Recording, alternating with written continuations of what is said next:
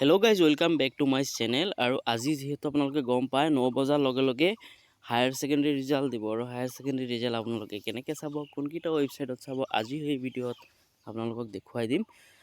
তো দেৰি নকৰি বলক ভিডিঅ'টো আমি ষ্টাৰ্ট কৰোঁ। প্ৰথমে আপোনালোকক দেখুৱাম মই এটা ৱেবছাইট ভিজিট কৰিছোঁ jagoranjosh.com। এইটো ৱেবছাইট মই আজি প্ৰায় 10 বছৰৰ পৰা ফ'ল' কৰি আছোঁ। ইমান ফাষ্ট ৱেবছাইট, তাত আপোনালোকে ৰিজাল্ট চাব পাৰে, তাত ছাৰ্ভাৰ ইছ্যু নাথাকে যিহেতু থাৰ্ড পাৰ্টি হয়।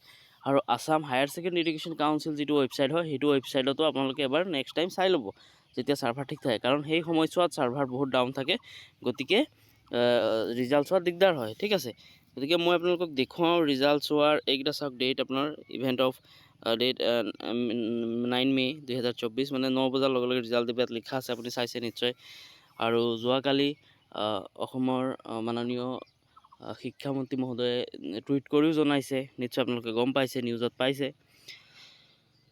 তো মই ভিডিঅ'টো বনাইছোঁ এইকাৰণে যাতে হেল্প হয় আপোনালোকৰ ৰিজাল্টটো চোৱাৰ। তো প্ৰথম যিটো ৱেবছাইট হ'ল সেইটো চাওক, ৱেবছাইটটো ইয়াত লিখা আছে jagoranjosh.com/result। তাৰপিছত আছে ahsec.assam.gov.in।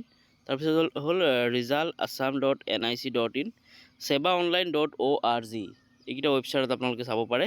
বেষ্ট যিটো প্ৰথম ৱেবছাইট গ্ৰীণ হৈ আছে, সেইটো ৱেবছাইট বেষ্ট মোৰটো মই জানো। এইটো ৱেবছাইটত ৰিজাল্ট চোৱা আপোনাৰ কাৰণে একদম সহজ হ'ব, ফাষ্ট স্পীড হয়। তো আপোনালোকে ইয়াত ৰিজাল্ট চাব। বেষ্ট উইচেছ থাকিল সকলোৰে কাৰণে, আপোনালোকৰ ৰিজাল্ট ভাল হওক। আৰু যিসকলে মোৰ ভিডিঅ' চাই ৰিজাল্ট চাইছে, নিশ্চয় এটা কমেণ্ট কৰি দিব, ভাল লাগি যাব মনটো যে মোৰ ভিডিঅ' চাই আপোনালোকে ৰিজাল্টটো চাব পাৰিছে সঠিকভাৱে।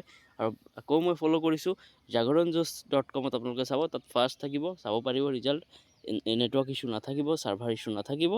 আৰু এই ভিডিঅ'ৰ ডিছক্ৰিপশ্যনত মই লিংক এটা দি দিম, আপোনালোকে লিংকত ডাইৰেক্ট ক্লিক কৰি ভিজিট কৰিব পাৰে ৱেবছাইটত আৰু ৰিজাল্ট চাব পাৰে।